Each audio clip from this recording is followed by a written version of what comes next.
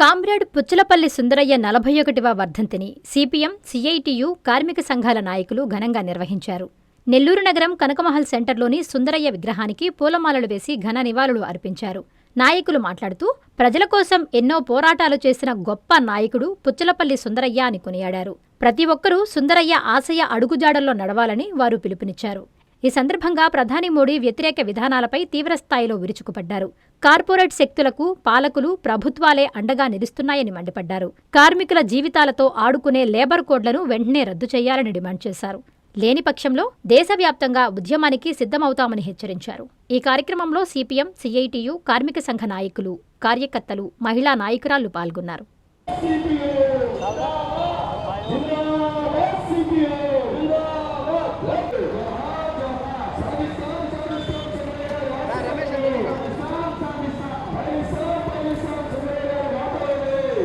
సుందరయ్య గారికి 41వ వర్ధంతి సందర్భంగా నెల్లూరులో ఘనమైనటువంటి నివాళులు అర్పించడం జరుగుతున్నది. పుచ్చలపల్లి సుందరయ్య గారు ఇక్కడ పుట్టి దేశ నాయకులుగా ఎదిగారు. నెహ్రూ గారు ప్రధానమంత్రిగా ఉండగా పార్లమెంట్లో ప్రతిపక్ష నాయకులుగా పనిచేశారు. దేశంలో బ్రహ్మాండమైనటువంటి ఉద్యమాలను నడిపించడంలో భారతదేశ చరిత్రలో జమీందారీ వ్యతిరేక పోరాటం అనేటువంటిది కాంగ్రెస్ అధికారంలోకి వచ్చిన తర్వాత, స్వాతంత్రం వచ్చిన తర్వాత కూడా ప్రజలకు మేలు జరగకపోతే ఆ భాగాన్ని కమ్యూనిస్ట్ నాయకులుగా కామ్రేడ్ సుందరయ్య గారు ముందు పెట్టి నడిపించారు. ఆనాడు పార్టీ ప్రధాన కార్యదర్శిగా దేశానికి ఉన్నారు. ఆ జమీందారు వ్యతిరేక పోరాటమే తర్వాత భూస్వామ్య వ్యతిరేక పోరాటాలు, కూలి పోరాటాలు, కష్టజీవుల యొక్క సమస్యలను పరిష్కరించేటువంటి కార్మిక వర్గ నాయకులుగా వారు దేశానికి సుపరిచితులు. కానీ ఈనాడు పాలక వర్గం కార్మిక వర్గాన్ని అణిచెయ్యాలని, కష్టజీవులను అణిచెయ్యాలని, కార్పొరేట్లే గొప్పవాళ్ళు అనేటువంటి సిద్ధాంతం చెబుతున్నారు. ఇది పూర్తి తప్పుడు సిద్ధాంతం. సర్వ సంపదని సృష్టించేది శ్రామిక వర్గం, రైతాంగం, పంటలు పండిస్తారు, వ్యవసాయ కార్మికులు.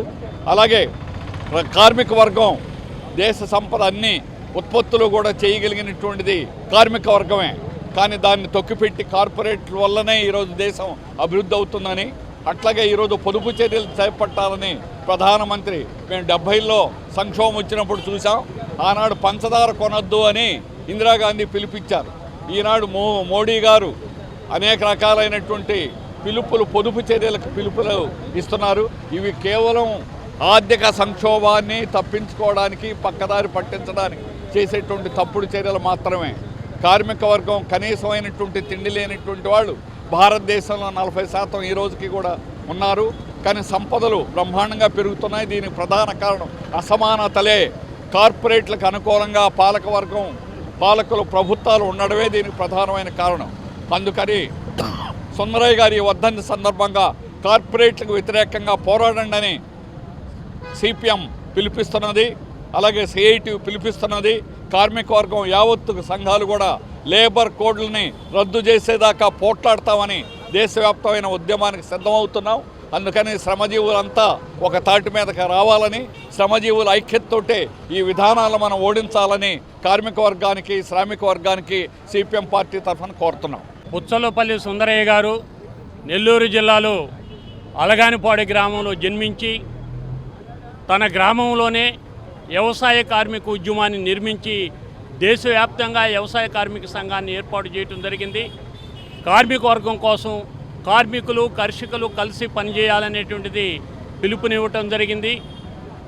అట్లా ఆల్ ఇండియా ప్రధాన కార్యదర్శిగా ఉండి, ప్రతిపక్ష నాయకుడిగా ఉండి ఈ దేశంలో సాగునీరు రైతాంగానికి ఏ విధంగా అందించాలనేటువంటిది విశాలాంధ్రలో ప్రజారాజ్యం అనే బుక్ కూడా రాశారు. ఆయన విశాలాంధ్రం ఐక్యంగా ఉండాలని కోరుకున్నారు.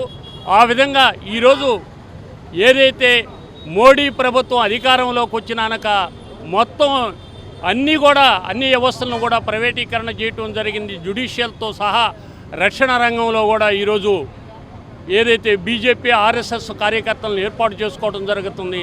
నిన్న కాక మనం చూసాం ధరలు ఏ విధంగా ఉన్నాయి. గ్యాస్ ధరలు పెంచారు, ఓ పక్క పెట్రోలు, డీజిల్ ఇలాంటివి పెంచారు. కార్పొరేట్ శక్తులకు మొత్తం వ్యవస్థనంతా అప్పగించేదానికి మోడీ ప్రభుత్వం దానికి అనుకూలంగా ఈ రాష్ట్రంలో ఉండే తెలుగుదేశం ప్రభుత్వం కూడా అనుకూలంగా ఉండటం దుర్మార్గమైనటువంటి పరిస్థితి.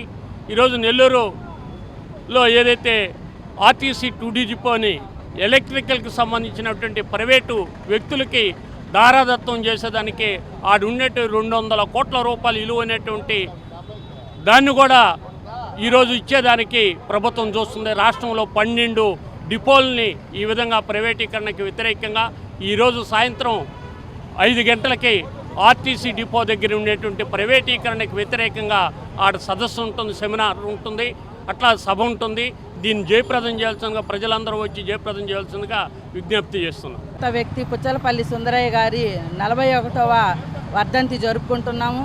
ఆయన భూస్వామ్య కుటుంబంలో జన్మించినప్పటికీ పేదల యొక్క దళిత అణగారిన వర్గాల కోసం ఆయన ఎంతో కృషి చేశారు.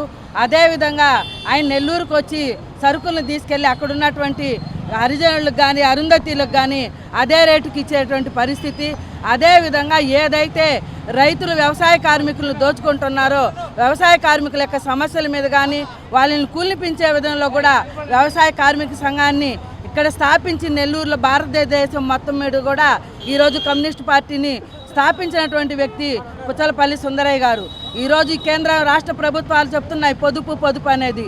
పొదుపు అంటే ఏమిటి అనేటువంటిది పుచ్చలపల్లి సుందరయ్య గారిని చూసి నేర్చుకోవాలనేటువంటిది అన్ని రాజకీయ పార్టీలు ఈరోజు చెప్తున్నారు. 41 సంవత్సరాల కిందట ఆయన భౌతికంగా దూరమైన ఈరోజు వరకు కూడా ఆయన గురించి స్మరించుకుంటూ ప్రతి ఒక్క రాజకీయ పార్టీలు కూడా సుందరయ్యలాగా ఉండాలి అనేటువంటి చెప్పుకునేటువంటి దిగినటువంటి వ్యక్తి, ఏకైక వ్యక్తి మన సుందరయ్య గారు. ఆయన నిస్వార్థంగా కుటుంబ ప్రేమ అనేటువంటిది లేకుండా ఆయన వ్యక్తిగత ఆస్తులన్నీ కూడా పార్టీకి పణంగా పెట్టి పనిచేశారు.